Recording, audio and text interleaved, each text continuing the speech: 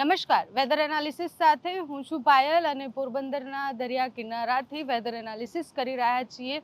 અત્યારે જે બે અલગ અલગ સિસ્ટમ બની રહી છે એની કારણે ફરીથી ગુજરાતમાં તબાહીનો વરસાદ પડવાનો છે।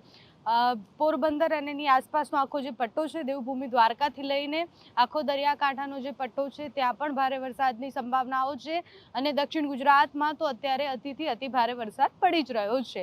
હવામાન વિભાગ અને હવામાન નિષ્ણાંત બંનેનું એવું માનવું છે કે જે સિસ્ટમ બની રહી છે એ સિસ્ટમ ગુજરાતમાં ફરીથી અતિથી અતિ ભારે વરસાદ લાવશે। આજની તારીખ 27 અને 28 તારીખે અને 29 તારીખે ભારે વરસાદની સંભાવનાઓ છે।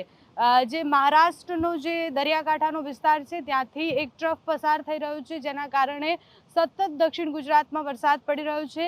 બંગાળની ખાડીની જે સિસ્ટમ બની હતી એ સિસ્ટમને કારણે ગુજરાતના મધ્યના ભાગોમાં સારો એવો વરસાદ પડ્યો છે અને સાથે જ એ બધા વિસ્તારો જે આખા છે ત્યાં અતિથી અતિ ભારે વરસાદ, ઉત્તર ગુજરાતના વિસ્તારોમાં પણ અતિ ભારે વરસાદ પડ્યો છે।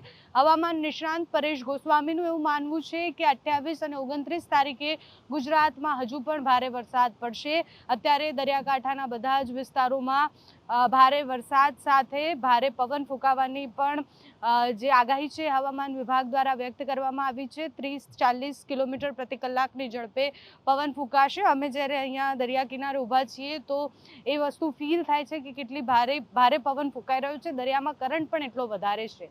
હવામાન વિભાગ શું કહે છે એ આગાહી આપણે જોઈએ તો હવામાન વિભાગની આગાહી પ્રમાણે 27 તારીખ અને આજે ઓરેન્જ એલર્ટ સુરત, નવસારી, વલસાડ, દમણ, દાદરા નગર હવેલીમાં આપવામાં આવ્યું છે, જ્યારે યલો એલર્ટ સૌરાષ્ટ્રના રાજકોટ, જૂનાગઢ, ગીર સોમનાથ, અમરેલી, ભાવનગર આ વિસ્તારોમાં આપવામાં આવ્યું છે અને આ બાજુ મધ્ય ગુજરાતમાં દાહોદ, પંચમહાલ, વડોદરા, છોટાઉદેપુર, ભરૂચ, નર્મદા, તાપી, ડાંગ આ બધા જ વિસ્તારોમાં યલો એલર્ટ આપવામાં આવ્યું છે, એટલે ત્યાં પણ ભારે વરસાદ આજે પડી શકે છે। પણ આજના ભારે વરસાદ કરતાં વધારે કાલે એટલે વધારે વરસાદ 28 તારીખે પડવાની સંભાવના છે। 28 તારીખે મોટાભાગના વિસ્તારોમાં યલો અને રેડ એલર્ટ અને ઓરેન્જ એલર્ટ આપવામાં આવ્યા છે।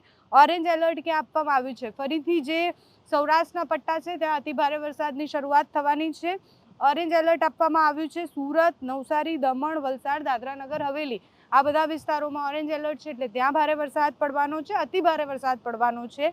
ગીર સોમનાથ, અમરેલી અને ભાવનગર આ વિસ્તારોમાં પણ ઓરેન્જ એલર્ટ આપવામાં આવ્યું છે, એટલે ત્યાં પણ ભારે વરસાદ પડશે। બાકીના બધા જ વિસ્તારોમાં યલો એલર્ટ આપવામાં આવ્યું છે, એટલે દેવભૂમિ દ્વારકા, પોરબંદર, જૂનાગઢ, રાજકોટ, બોટાદ, સુરેન્દ્રનગર, પાટણ, બનાસકાંઠા, મહેસાણા, અમદાવાદ, ગાંધીનગર, ખેડા, સાબરકાંઠા, આણંદ, વડોદરા, ભરૂચ, નર્મદા, તાપી, ડાંગ, છોટાઉદેપુર, દાહોદ આખા વિસ્તારમાં બધે જ યલો એલર્ટ આપવામાં આવ્યું છે। કચ્છ, જામનગર અને મોરબીને બાકાત કરતા બધા જ વિસ્તારોમાં 28 તારીખે અતિ ભારે વરસાદ પડવાની સંભાવના છે અને 29 તારીખે એમથી પણ ભયાનક છે, કારણ કે 29 તારીખે યલો એલર્ટ અને ઓરેન્જ એલર્ટ આપવામાં આવ્યું છે। કયા વિસ્તારોમાં ઓરેન્જ એલર્ટ છે?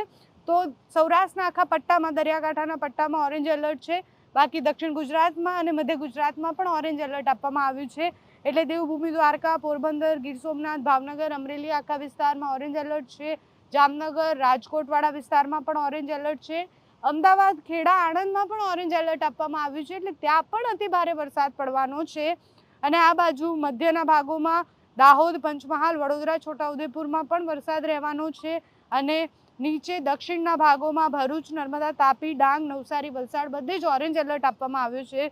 બાકીના બધા વિસ્તારોમાં યલો એલર્ટ છે, એટલે કચ્છ, બનાસકાંઠા, મોરબી, સુરેન્દ્રનગર, સાબરકાંઠા, મહેસાણા, ગાંધીનગર, મહીસાગર આ વિસ્તારોમાં યલો એલર્ટ આપવામાં આવ્યું છે, એટલે ત્યાં પણ ભારે વરસાદની સંભાવના છે। હવામાન વિભાગની આગાહી પ્રમાણે 29 તારીખે અતિ ભારે વરસાદ પડવાનો છે। હવામાન નિષ્ણાંત એવું માને છે કે 28 તારીખે અતિથી અતિ ભારે વરસાદ પડવાનો છે, એટલે ગુજરાતે સાવધાન થઈ જવાનું છે, કારણ કે ફરીથી વરસાદ કહેર બનીને વરસવાનો છે। દરિયાકાંઠાના વિસ્તારોમાં અતિથી અતિ ભારે વરસાદની સંભાવના છે અને દક્ષિણ ગુજરાતમાં જ્યાં અત્યારે ઓલરેડી સ્થિતિ ખૂબ ભયાનક છે અને ખરાબ છે ત્યાં પણ અતિ ભારે વરસાદ પડવાના છે।